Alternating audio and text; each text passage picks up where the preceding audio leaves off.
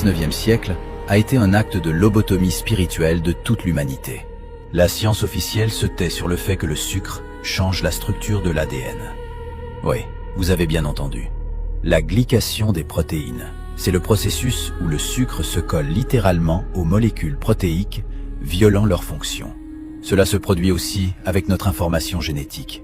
Les élites qui ont imposé ce régime ne mangent pas de sucre elles-mêmes. Regardez les menus des familles royales ou des sommets des clans mondiaux. Là-bas, un contrôle draconien des glucides. Elles connaissent la vérité. Le sucre, c'est la nourriture des pauvres, de ceux qu'il faut tenir à l'étable.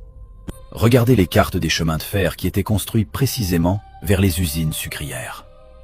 C'est le système circulatoire du monstre. On transportait le sucre partout. On l'ajoutait dans le pain, dans les sauces, dans les boissons.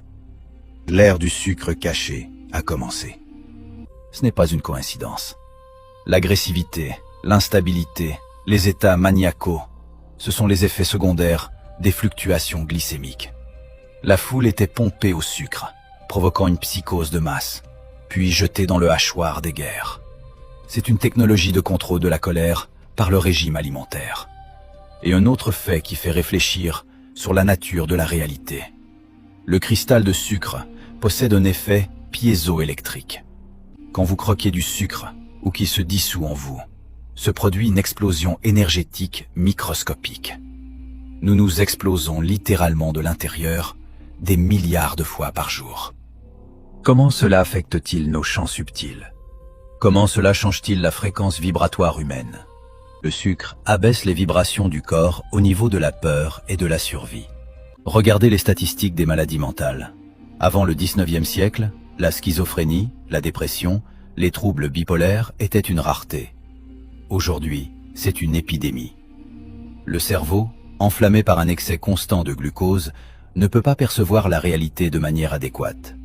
Nous vivons dans une hallucination collective. Et cette hallucination est maintenue artificiellement. Si l'on retire le sucre de l'alimentation humaine, ne serait-ce qu'un mois, le système s'effondrera. Les gens se réveilleront. Le voile tombera de leurs yeux. Ils verront que les villes n'ont pas été construites par nous, que l'histoire est inventée, et que les gouvernements ne sont que des surveillants dans une colonie sucrière. C'est précisément pourquoi le sucre coûte des clopinettes. Il doit être accessible à chacun, même aux plus misérables. Ce n'est pas un produit alimentaire. C'est une dose obligatoire de sédatifs pour les prisonniers. Réfléchissez. Pourquoi le sucre est blanc? Dans la nature, il n'y a rien d'idéiquement blanc. C'est la couleur de la mort, la couleur de l'os, la couleur du linceul. Le processus de blanchiment est un processus d'assassinat de l'essence vivante du produit. On nous vend de la matière morte, qui exige de notre organisme des ressources colossales pour son élimination. Nous dépensons notre force vitale pour digérer ce poison. Nous échangeons des années de notre vie contre des minutes d'oubli sucré. Et cela se produit à l'échelle globale. Des milliards de tonnes de sucre par an.